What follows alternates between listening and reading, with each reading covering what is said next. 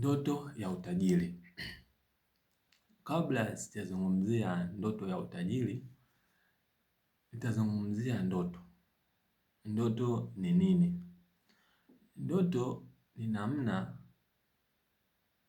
au matarajio au mawazo au maono ambayo baadaye unahitaji kuyatimiza.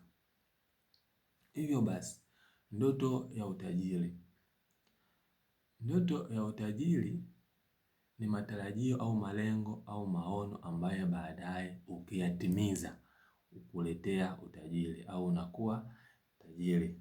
Hivyo basi, ndoto ya utajiri nitaizungumzia katika namna au nyanja 4, ikiwemo katika kampuni, masoko, taasisi na viwanda.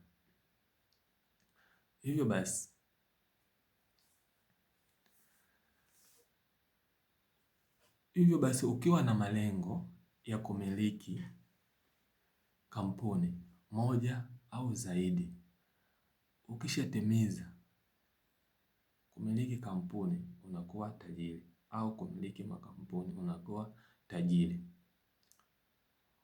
Ukiwa na lengo ya kumiliki viwanda, ukitimiza kumiliki viwanda au kumiliki kiwanda unakuwa tajiri. Jinsi kiwanda unavyokiendesha au unavyokisimamia ndivyo utajiri wako unavyokuwa.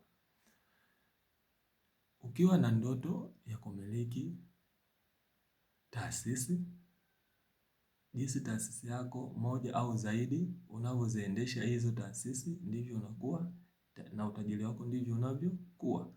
Hivyo basi ukiwa na ndoto ya kumiliki soko, ukitimiza ndoto yako ya kumiliki soko au masoko ndivyo utajiri wako unavyokuwa.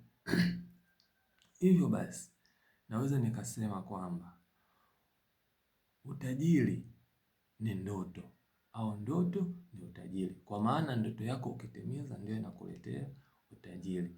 Pia ukiwa na ndoto ya kutaka kuwa tajiri au utakuwa tajiri siku moja, hiyo ukiwa unaamini utakuwa tajiri siku moja, hiyo ndio ndoto yako.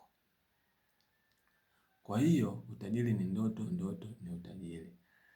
Jiwekee, anza sasa kuwa na ndoto moja au zaidi ili baadaye ukitimiza uweze kuwa tajiri.